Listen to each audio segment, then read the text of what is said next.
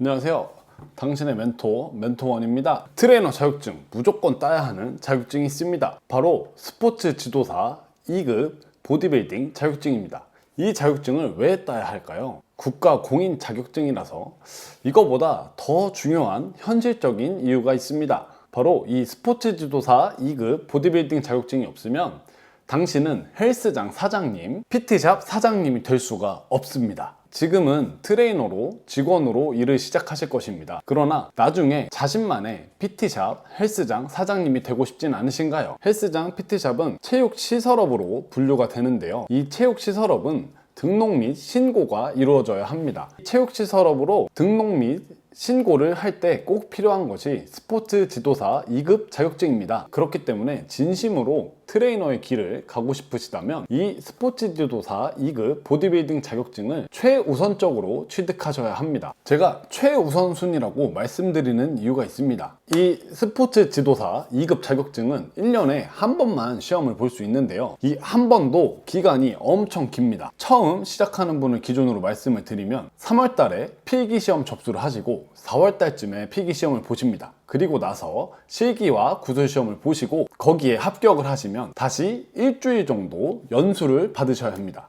이 일주일은 완전 풀타임으로 했을 때 일주일이고요. 조금 더 길어지는 경우도 있을 것입니다. 그리고 실제적으로 자격증이 나오는 건 11월이 되어야 비로소 자격증을 받으실 수 있게 됩니다. 그렇다면 국가 공인 자격증인 이 자격증 없이 1년 동안 놀아야 하는지 아니면 1년 동안 자격증 없이 트레이너를 해야 하는지 그건 아닙니다. 대안이 있습니다. 미국 운동관련협회 자격증입니다. 미국 운동관련협회 자격증 취득을 준비하시는 분이라면 먼저 하셔야 할 것이 있는데요. 운동관련협회 자격증을 따시기 전에 CPR 자격증을 먼저 따셔야 합니다. 대표적인 협회들이 이 CPR 자격증을 요구하고 있기 때문이죠. 그래서 어차피 이 시험을 보실 거라면 이 CPR 자격증을 먼저 따시는 걸 추천드리고요. 이 CPR 자격증은 대한적십자회에서 교육을 진행하고 있습니다.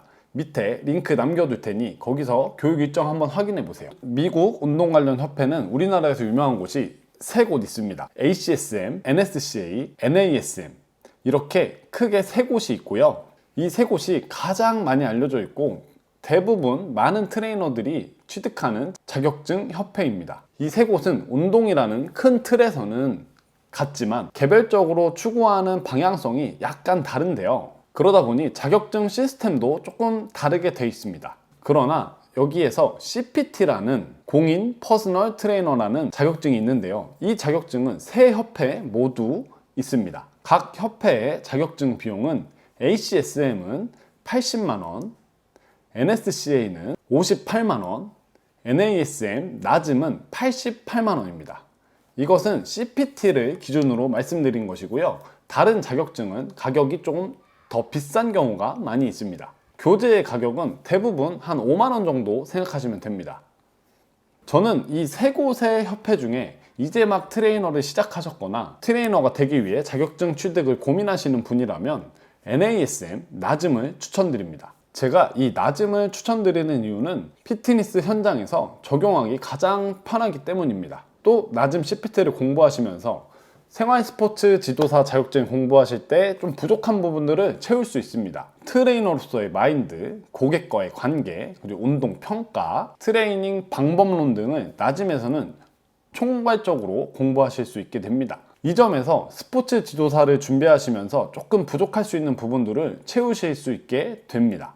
NASM이 현장에서 가장 쉽게 적용될 수 있는 이유는 OPT 모델이 있기 때문입니다. OPT 모델은 최적화된 운동 수행 능력 트레이닝이라는 뜻입니다. 이 OPT는 시험에서도 가장 중요하게 다뤄지는 부분인데요. 이 OPT 모델이 조금 오래된 이론이긴 하지만 우리가 회원님들을 만나는 입장에서 적용하기 굉장히 좋은 모델인 것은 아직 맞습니다. 이 OPT 모델을 간단하게 설명드릴게요. 총 5단계로 나눠져 있고 크게 보자면 안정화, 그리고 스트렝스, 파워 이렇게 구분이 되어 있습니다. 우리가 만나는 대부분의 회원님들은 이 가장 밑에 단계인 안정화 능력이 많이 떨어져 계신 분들이 많습니다. 본격적인 근비대 트레이닝, 회원님들이 보통 원하시는 게 근비대잖아요. 이 근비대 트레이닝을 하기 전에 이 안정성을 잘 채워준다면 부상 예방에도 효과적이고 목표로 하시는 목표를 달성하기도 훨씬 좋습니다. 수행 능력이 올라가기 때문이죠.